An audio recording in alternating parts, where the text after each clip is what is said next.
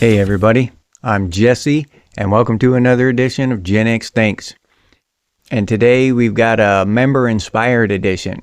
I'm probably going to mangle your name, and I apologize for that, but Laik Gullikson sent me an email and with a list of some thought-provoking ideas. Laik is from Norway, he's Norwegian, and I read through his ideas, and I'm going to respond to them from an American point of view. I'm an American. I'm an Army veteran. I'm a patriot. Consider myself conservative according to the mainstream idea of conservatism nowadays, not the definition of the word anymore.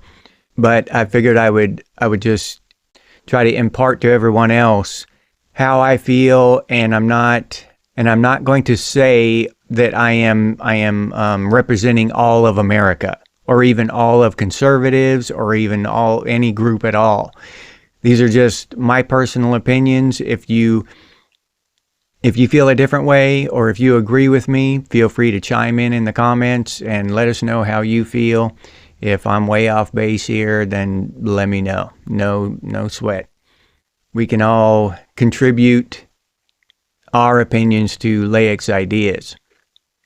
Okay, let me see. I'm going to read sections of his email to you, and then we'll get to my reactions to these ideas, okay? Greenland and Gaza, strategic influence without direct costs. When the U.S. expressed interest in buying Greenland, it led to increased autonomy for the territory, with the EU likely covering the costs, while the U.S. secured strategic access. Now let's talk of buying Gaza. By floating an extreme idea, turning it into a luxury resort, and relocating its population, the backlash ensures that someone else pays for reconstruction. Again, U.S. involvement without financial burden.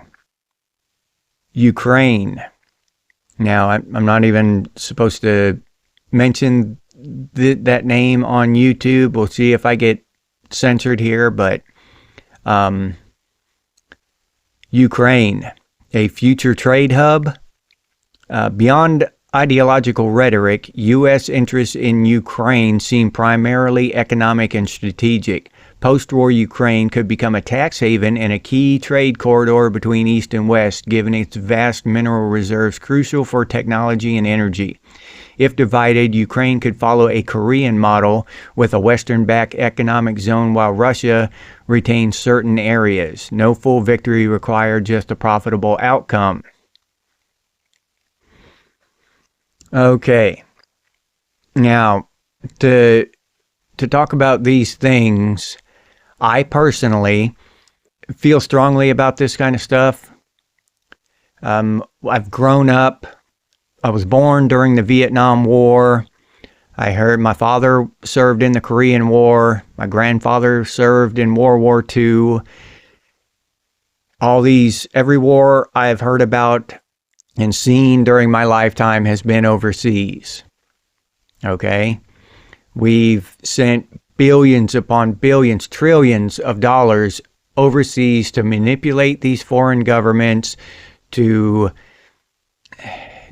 undermine them, to unseat them, to install these different leaders and all this stuff. The United States government has been manipulating overseas for decades, as long as I've been alive. They've been robbing the taxpayer and sending them other money overseas, and a lot of it has been laundered back to the politicians who send it overseas. And I personally am just sick of it. I get the idea of this involvement without cost to America. I understand where these ideas come from, but that's from an outsider's point of view. From an insider's point of view, I'm burnt out on it. I don't want to be involved with other countries at all. Okay, these other countries that are at war with each other and all this stuff, other countries in strife. I want to be involved with other countries that are our friends and allies, and trade with our allies and have mutually beneficial relationships with these other countries. But if two countries, whoever over there, whatever, they want to get in a fight, let them fight. What does that have to do with America? Why do we have to have some weird government installed in Botswana or whatever? You know what I'm saying? What's the point? Why are we spending an ounce of our time to get some kind of leverage and advantage in some country somewhere? Okay, it's not just the money, it's the time. That effort should be turned in to our country and fixing our problems, not building some luxury resort in Gaza or wherever. We have resources here. We don't need to rob Ukraine of their resources by creating a war and getting some kind of bonus out of it. And even if we went in the middle of the war and ended it and we got some kind of strategic, advantage out of it, I'm just against it. I'm against manipulation of other countries. I'm against all that, all of it. I'm tired of it. I'm burnt out on it. Now I understand Norway, from what I know, from what very little I know, Norway isn't sprawled across the entire globe with manipulation the way the United States is. Y'all aren't burnt out on this stuff like we are. Our government has done this under the cover of darkness and behind the curtain and in the shadows for decades, and we're sick of it. We want them to stop all of that shit. I want them to stop all of that shit and turn around and fix the problems that are here. We have bridges falling down. We have big tankers and stuff running into our bridges and knocking them down. We have roads falling apart. We're being poisoned by our pharmaceutical industry. We're being poisoned by our food industry. Our doctors don't know their asses from a hole in the ground. We've got a lot of problems here in the U.S. And in my opinion, they should just fire the foreign council aid director, whatever, fire them all. Just get rid of them all and hire a new one for America. An American aid council to aid us and to fix what's wrong in this country. And then, then we can, not even then, why go out and manipulate and try to get advantage over these other countries? Let them have their own country. Let them run their country how they want. Period. If they want to destroy it, let them destroy it. The only time we should intervene is in the advent of another world war, where some lunatic despot or dictator is trying to take over the world, and they need to be stopped. Other than that, I say let them have at it. Two little countries want to throw spears at each other or whatever, go ahead, let them go. Have at it. We don't need to supply them with spears. We don't need to get any economic advantage out of that little conflict. We stay out of it and ignore it.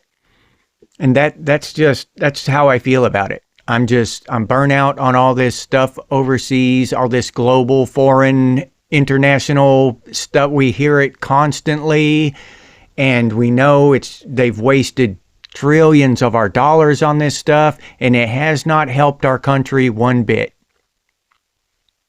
They sold all of our jobs, sent all of our jobs overseas. We used to be the manufacturing capital of the world. Now we don't build shit here anymore. because of all of this open foreign relation bullshit. We used to have a strong, a Mack truck of a middle class just backbone supporting this country. It's gone. Now we're just floating along, trying to stay alive, stay upright for as long as we can, it feels like. Because of all this foreign shit. If we would have just stayed strong within ourselves and kept our manufacturing and stayed out of all these wars and kept strong relations with our good allies in Western civilization, like South Africa and Australia and Canada and all these, you know what I mean? But instead, we're doing all this weird shit, and we've got Canadians booing our national anthem because we're constantly screwing around with other countries and messing around with them and pissing them off. And now, I don't know if y'all know about that, but the Canadian, during the hockey game, I'm not a hockey fan, didn't watch the game, don't know, but I've seen reports on it that the American team went to play Canada in Canada, and the Canadian fans booed our national anthem. And I have no idea why. I don't know if they're hockey fans, so I tend to believe that they're patriots, hockey fans are, tough, you would think.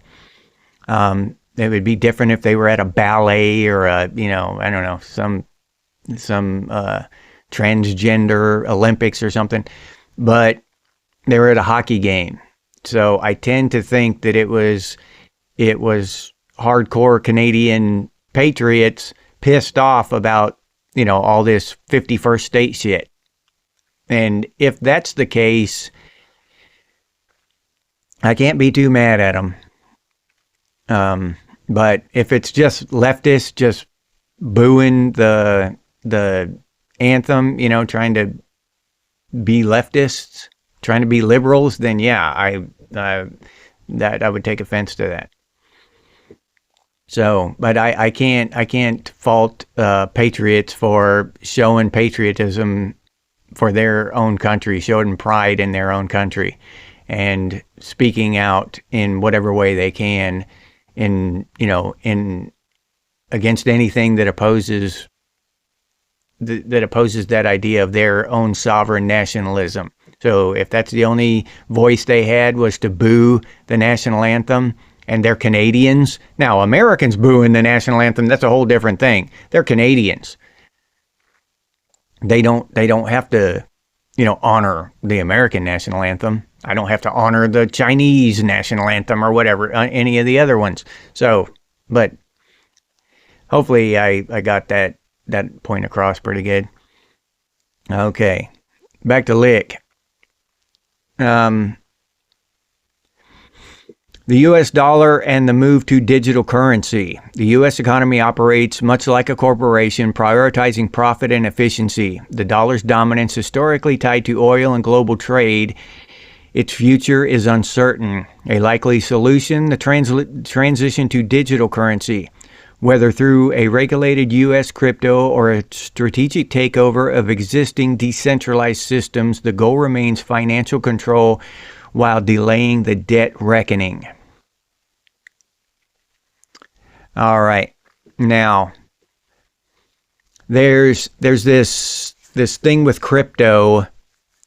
There's some confusion, I think, about in the broader public, because you have digital currency, which crypto is a digital currency, right? Bitcoin's a digital currency. But underneath the banner of digital currency or crypto, you have decentralized and centralized. Okay? These are the very, very fine points that need to be, that everyone needs to be aware of. Decentralized, and when you're talking about centralization, centralized means control. Control is decentralized, meaning there no one group or one person or one party or whatever has control of the currency. It cannot be manipulated by one certain whatever party, group of people. Now, centralized means the exact opposite. It is under control of one group or one person or whatever. All right. A centralized digital currency, I am completely against, because I would not want any group within our government or any other organization attached to our government or affiliated with our government or any other bank to be in control of the money, of my neighbor's money, of any American or any free citizen of Western civilization.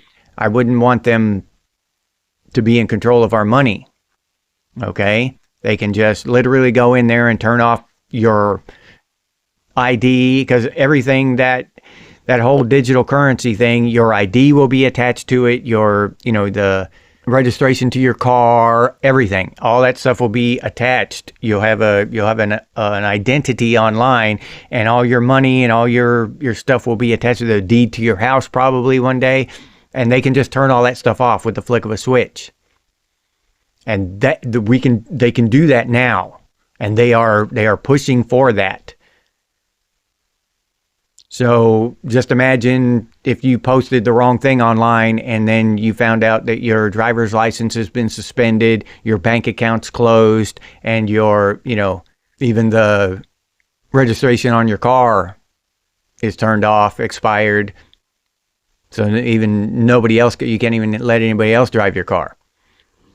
They just turn off your whole life if your life is embedded in this digital currency. In a decentralized digital currency, no one would have control, and it would be more like physical money, because right now I can take $100 bill, just go over to my neighbor Frank and give him $100 bill, and he gives me a lawnmower or whatever, and I take on. There's no control there. All right, it's decentralized. It's not controlled by any one person. It's just free. It flows freely between person to person. There's no regulation. The government doesn't know I gave Frank the $100 unless he goes and tells them. So, nobody can spy on that and track it. Now, that's the only thing with even decentralized digital currencies. They can be tracked and all that stuff, you know what I mean? But at least they can't be controlled. They can't be turned on and off at somebody else's whim. If you post something they don't like, or you do something they disagree with, then they can just turn off your entire life. So that decentralized, but there again, we have the problem with language, because we're talking about language, decentralized and centralized. So if they create a digital currency and call it decentralized, they just tell us all it's decentralized. How do we know? Even if they showed me the code, I wouldn't know. I could look through every line of that code, millions and millions of lines of code, and I wouldn't have any idea, because I don't know what that code means. So I would just have to take their word for it. This is decentralized, right? And how do I know that they didn't just leave a comma off or something, and that's a back door where they could go in a couple years and have Congress enact something, and then they could make it centralized down the road? I don't know. So this whole digital currency thing doesn't sit well with me. I know it's convenient. I just think that they should make physical currency more convenient. They should have done away with like coins. They should have done away with that, all of them in the 90s. They're quarters, nickels, all of them. They should have done away with all that shit and rounded to the nearest dollar. We could have done that a long time ago. A candy bar's $1. A gallon of gas is $2, whatever, you know what I'm saying? And the world would have went on just fine. It would have been a lot more convenient. But these stores and stuff, they want to price everything 99 cents, $1.99. They want to play these games with us. these mental gymnastics to convince me that, that, oh, that's only $1.99. That sounds like $1 to me. That's not $2. $2 is too much, but $1.99, that sounds great. That kind of thing. Like, we don't see $1.99 now and just, but we hear $2. You know what I'm saying? That's part of the reason I think why we still have change, is because that they want to manipulate our subconscious with this $1.99 shit. But they can make physical currency more convenient, is my point. It could be a lot more convenient. But it just, they've kept it, just inconvenient, just a pain in the ass. Who wants to walk around with a pocket full of coins, right? 5 pounds of quarters and nickels and dimes and pennies in your pocket. So the advent of the debit card was really sweet. And we're supposed to think that the advent of this digital currency is going to be really sweet too. I'm just not sold on the whole digital currency thing yet. I don't trust them. It's not a matter of is the digital currency itself good or bad, or, better for the economy, worse for the economy? Would it strengthen America or weaken America? None of that stuff. It's simply the fact that I do not trust the people who would create it and implement it. I do not trust them. They've been stealing from us for decades. They've been robbing us, jailing us, silencing us, censoring us for decades. And I don't trust them. I don't trust them as far as I could throw this building. So, yeah, that's the problem I have with digital currency. And this notion of decentralization. If we could have a decentralized platform created by the people that can't be manipulated by the outside somehow, and where we could vote. Now everybody could have an app and just vote democratically on things, and and it would be, you couldn't cheat. You just couldn't cheat if you did it right. We could all vote on each individual policy. We could vote on all kinds of things. We're still, in a lot of ways, the United States still runs its government like it's, 1776 or whatever. Like we're all living in Austin, Texas, and we all elect one representative to take his horse and buggy up to Washington, D.C. and cast our vote. You know what I mean? We don't need that anymore. We don't need a representative to go up to Washington, D.C. for us. We can cast our vote directly from our phones. And with a decentralized system like that, one that cannot be controlled or manipulated or anything like that, then we could do that. That's very possible. We have the technology to do that now. They just don't want to. They don't want to because they will lose power. A lot of them will get fired. They will have to go back and do honest work and get a real job, and they don't want to do that. Who the hell would want to who would want to leave, Congress, where you only work, 90 days a year? And when those 90 days of work are just signing a couple bills and casting your vote, and then you go back to doing what you were doing, you know what I mean? For the other, 300 or 275 days a year, you get to go on vacation and shit. So, nobody in their right mind would want to leave that job and go back to work either. I understand. They're people. But that doesn't mean they deserve it or it's right. So yeah, we should definitely have a decentralized voting system, and it should happen soon. We have the technology, we have the ability. It would not be hard to implement. Just download the app and cast your vote.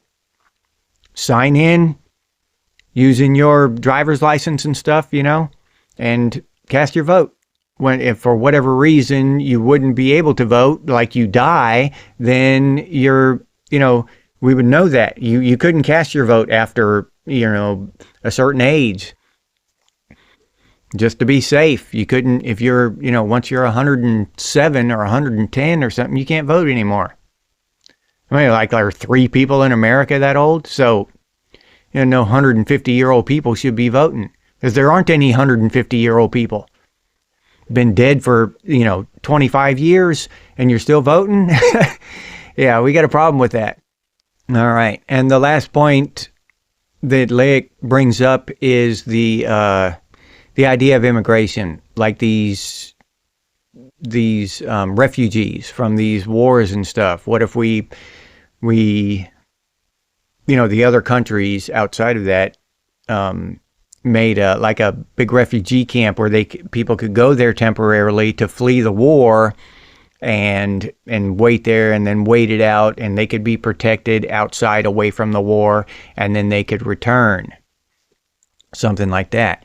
And I would be all for that if it was a group effort, not just the United States going in and manipulating things and doing stuff for underhanded reasons, because I'm pessimistic about anything that our government does. I don't know how you are over there in Norway, but I'm skeptical about everything our government does, especially overseas where there's no oversight. There's nothing, so I don't know I don't trust that our government would be doing what is in those people's best interests. I just don't. I don't trust our government. But having said that, that sounds like a great idea if we abolished the UN and had a League of Nations, some kind of League of Nations that were actually in the business of helping people that actually needed it, not fomenting war, not sending people over the border to stir up more war or anything like that, just helping people. And if they had some oversight, okay, another party to oversee them, or maybe 2 or 3 different parties overseeing them to make sure that they aren't doing anything that they're not supposed to be doing with these people, making sure none of these refugees, their children started disappearing all of a sudden, and any of this weird stuff. So, yeah, if something like that, it would have to have a lot of oversight and would have to be free of the UN, and it would have to be a League of Nations that all contributed equally to that. And then I could support that until something went wrong. Until somebody pulled some slimy shit and ruined it for everybody, which I'm sure would happen at some point. But as far as the other immigration goes, these people are they're not fleeing these war-torn countries. They're just fleeing countries and coming to Western civilization and then wanting to install their country into Western civilization. They want to bring their civilization with them, their culture. They want to erase our culture and wave their flags, okay?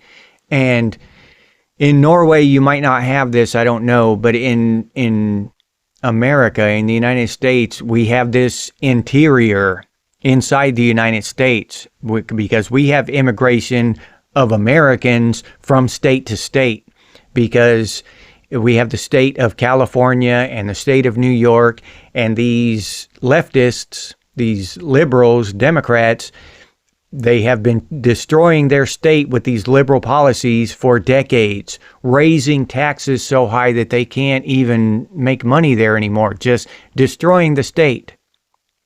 Politically and ideologically, it's just insane to try to open a business there. It costs too much. You just can't, it's just insane to stay there. So these people will move out of that state, out of California or New York or any other, leftist state, and come to more conservative states like Texas or here where I live in Florida, because our laws promote small business and promote business growth and are better. Now, when they leave California and they come here, a lot of times they will continue to vote in that California way, right? That leftist, illogical, liberal way. And they will bring that crazy culture over here, and they will want to destroy Texas or Tennessee or Florida the same way that they destroyed California. It's the same thing, just on a global scale. And you see it all over the place, and we hate it here. You look all over the place. Don't California my Florida. Don't come over here and start voting for that crazy shit that destroyed your state. Don't destroy Florida the same way that you did California. We don't want that shit here. That's the reason you're coming here, because it's not there. And that's the same thing with the United States and wherever, Colombia. Don't come here and try to make the United States into Colombia. You're leaving Colombia because it's Colombia. Come here and to the United States and help us make the United States better, or stay in Colombia and make Colombia better. Don't come here and make the United States worse like Colombia. It just doesn't make any sense. But it's happening all over Western civilization. And I see it, and I think it's even worse especially now that we're deporting them. Our immigration is way down at our border. The amount of people coming in that the Border Patrol are coming in contact with, trying to cross the border now, is way down. I mean, by tens of thousands a day. Or not tens of thousands. I think the high point was 11,000 a day, and it's down to like a couple hundred a day. And so, and that hasn't changed in Europe. They're just still flooding across your borders. And I get it. I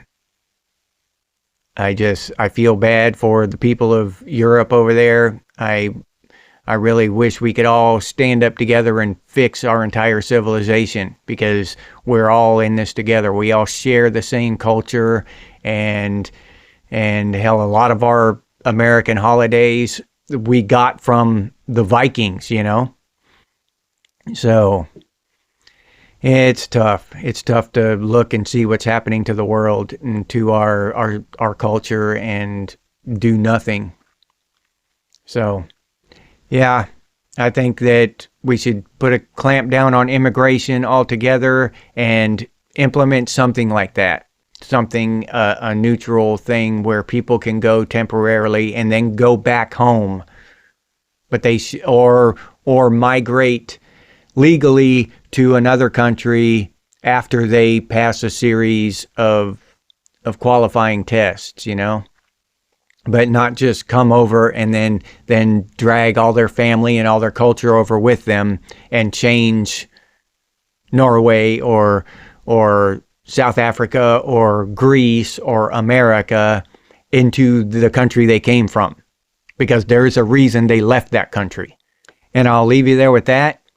If you enjoyed this episode, please like, subscribe, and comment. If you'd like to support the channel by becoming a member, I'll leave that link down in the description, or you can head over to the channel page and become a member that way. If you'd like to support the channel directly, you can do so by clicking on that super thanks button down there.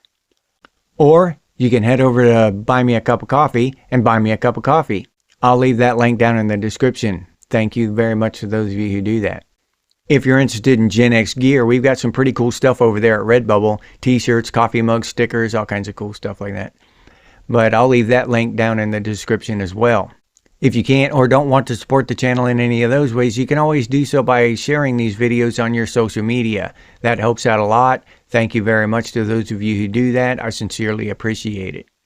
If you have any ideas for future episodes of Gen X Thinks, please put those down in the comments. Or you can email us, and the email is genxthinks@gmail.com. And as always, stay frosty, Gen X, and I'll see you on the next one.